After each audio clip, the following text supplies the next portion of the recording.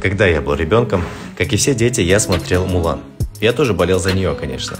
Но потом, много лет спустя, я понял, злодеи в этом мультике выглядели слишком знакомо, слишком похожи на нас.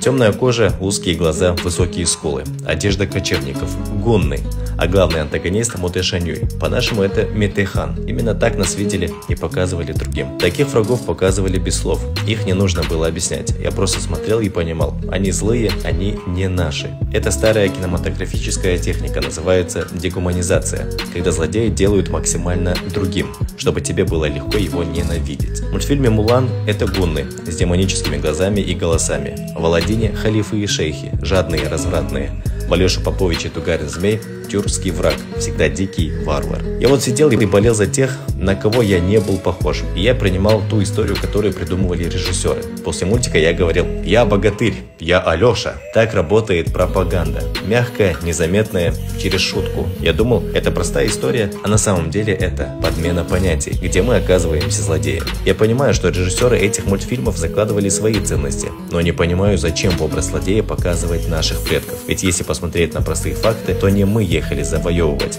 а на наши земли приходили за своей выгодой. Поэтому так важно развивать в наших детях критическое мышление, показывать им не только чужие сказки, но и свои, потому что у тюркских народов богатая история, со своими героями, с мудрецами, с исследователями. И если не мы расскажем эту историю, ее расскажут за нас.